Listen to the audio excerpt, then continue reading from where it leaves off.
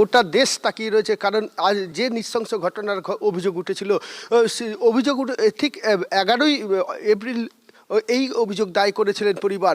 কারণ প্রথম দিকে তারা ঘটনা ঘটার পরও তারা অভিযোগ দায় করতে পারেননি, ভয়ে আতঙ্কে তারা থানা পর্যন্ত যেতে পারেননি, এমনটাও অভিযোগ উঠেছিল।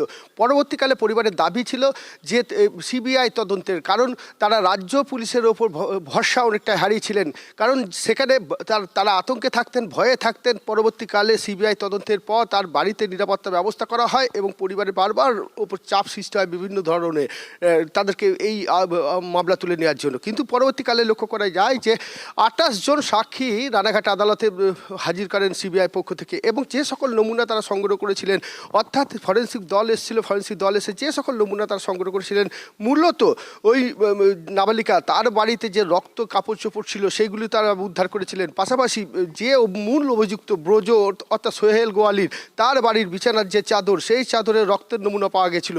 সমস্তটাই কিন্তু উদ্ধার করা করে নিয়েছিলেন সিবিআই আধিকারিকরা। এবং পাশাপাশি করা হয়েছে। মহাদেব, তুমি আমাদের সঙ্গে থাকো।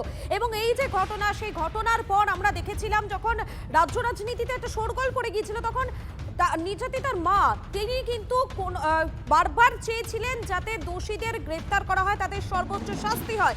আজ যখন শাস্তি ঘোষণা অর্থাৎ সাজা ঘোষণা করা হবে, ঠিক তখন দাঁড়িয়ে নির্যাতিতার মা তিনি কি বলছেন, তার কি বক্তব্য একবার আপনাদের শুনিয়ে দিই।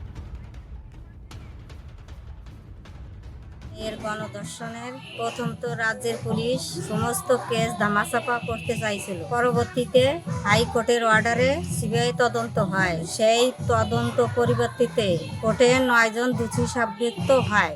জজ সাহেবের কাছে আবেদন করি, তাই তাদের 9 জনের সর্বোচ্চ সাজা হিসেবে তাদের জন্য 9 জনেরই ফাঁসি হয়।